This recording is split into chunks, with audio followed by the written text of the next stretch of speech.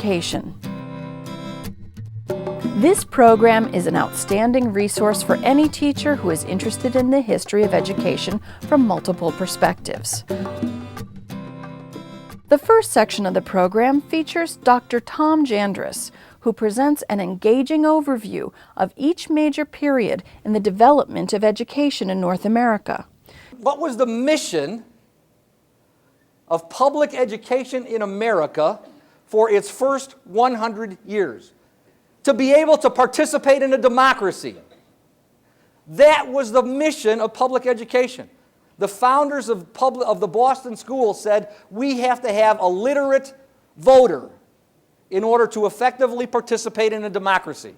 Users are introduced to the driving forces behind the growth and evolution of education in our society, set against the backdrop of national and world events occurring during each period of time. And what happened in 1903?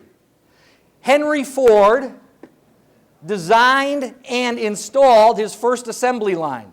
The automobile, frame, chassis, etc., moved along this system of rollers, and it got to your point, and you were given so much time to put your bolt on.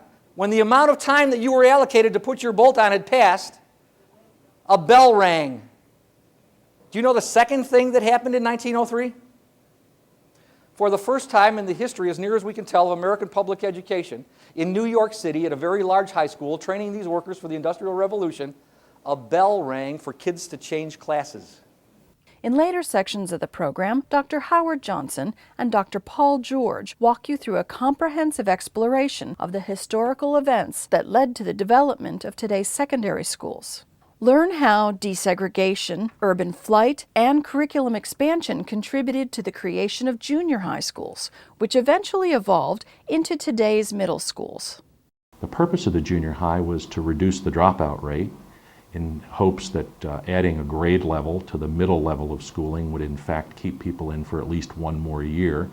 And that year would provide an opportunity for some vocational education, some advanced skill development, and in essence to keep kids out of the job market for one additional year. It also sought to build citizenship and to promote a sense of patriotism and nationalism in this nation of immigrants. The final part of the program includes an in-depth look at the evolution of writing instruction and how it has changed radically over the last 50 years. Marcia Freeman makes a powerful case that the long tradition of writing instruction that emphasizes spelling and penmanship was often counterproductive. When it said reading, writing, and arithmetic over the door, it was handwriting. That's what it was. It wasn't really writing. See, the assumption is if you can read, you can write. This is the paradigm that I grew up with.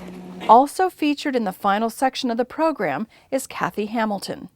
Dr. Hamilton walks you through the initial legislation that gave rise to the mainstream movement, then offers compelling commentary on how early results positively influenced education for special needs students. Hear how the underlying principles that supported mainstreaming eventually evolved into the development of today's inclusion requirements. What mainstreaming refers to is that practice of allowing children with disability to come out of segregated classrooms and to actually go into general education classrooms. Unfortunately, that legislation came without required training for educators.